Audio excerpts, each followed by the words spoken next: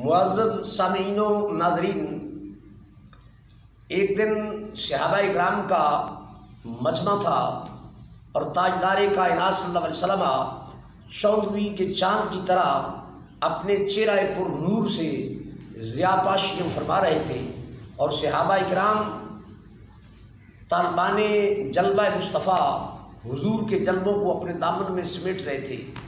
آقا علیہ السلام نے فرمایا، میرے صحابہ سن لو، اللہ نے جب جہنم کو تخلیق فرمایا تو اس میں 7000 سال تک آگ کو جلایا گیا۔ 7000 سال تک آگ جلتی رہی تو جہنم کا رنگ سرخ ہو گیا۔ اس کے بعد اللہ نے پھر حکم دیا تو دوبارہ آگ جلائی گئی۔ جہنم میں 7000، یہ 7 صدیاں نہیں کہہ رہا، 7000 سال تک پھر آگ جلائی گئی۔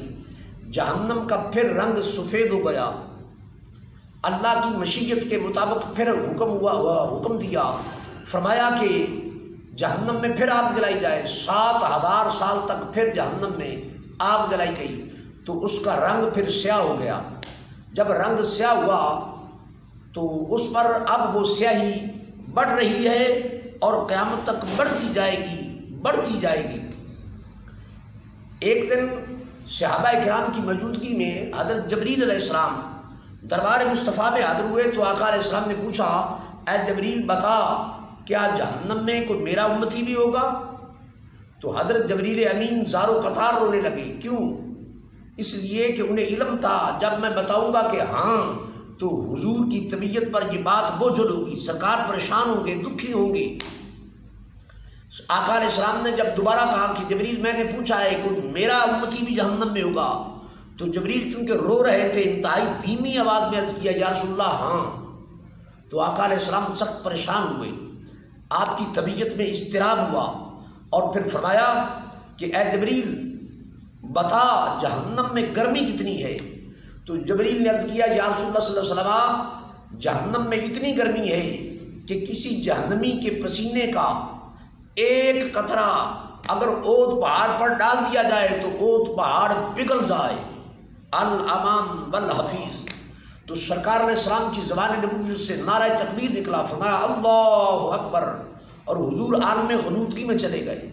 جتنے صحابہ تھے سب کا یہی حال ہوا۔ یہ کیفیت سیدنا جبریل علیہ السلام سے دیکھی نہ گئی۔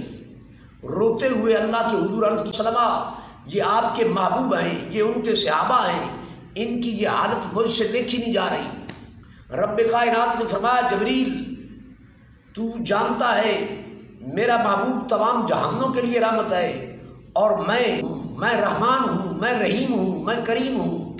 میرے محبوب کو بتا دو کہ وہ پریشان نہ ہو، اور اپنی امت کو بتا دیں کہ ان کا وہ امتی جو بھی مغرب کی نماز کے بعد، سنتوں کے بعد، نفسوں سے پہلے 7 مرتبہ یہ عمل کرے، 7 مرتبہ یہ پڑھے کہ اللہم اجرنا من النار یا مجیرو، اللہم اجرنا من النار یا مجیرو۔ جو یہ 7 مرتبہ پڑھے گا، اللہ فرماتا ہے میں اسے کبھی بھی جہنم میں داخل نہ کروں گا۔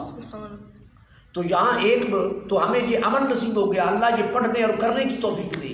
اسی ضمن میں یہ بات بھی ایڈ کرتے جائیں کہ جناب یہ نماز کے بعد ہے، نماز مغرب کے بعد اور سنتوں کے پیچھے یہ بات میں پڑھنا ہے۔ تو اس ضمن سے یہ بات سمجھ آئی کہ یہ امت نماز بھی پڑھے، حضور کی سنت کو فالو بھی کرے، حضور کی تعلیمات پر عمل کرے، اور پھر یہ وظیفہ بھی پڑھے، تو انشاءاللہ اللہ حضور کے نالین کے تصدق سے ہم کو جہنم سے محفوظ فرمائے گا۔ اور ایک نقطہ یہ عرض کر کے بات وائنڈ اپ کر رہا ہوں کہ حضور ہمارے دکھ میں دکھی ہو جائیں، حضور ہمارے دکھ میں دکھی ہو جائیں کہ میرا بھی کوئی امتی جہنم میں جائے گا، یہ سن کر حضور دکھی ہو جائیں، اور ہم ہجر رسول اور فراق رسول کو محسوس ہی نہ کریں، اس میں دکھی نہ ہوں، تو کتنے افسوس کی بات ہے۔ دعا اللہ کریم ہمیں بھی حضور کی یاد میں تڑپنے بھڑکنے کی توفیق عطا فرمائے۔ شاید اسی لیے کسی نے کہا کہ تڑپنے بھڑکنے کی توفیق دے، دل مرتضیٰ سوز صدیق دے۔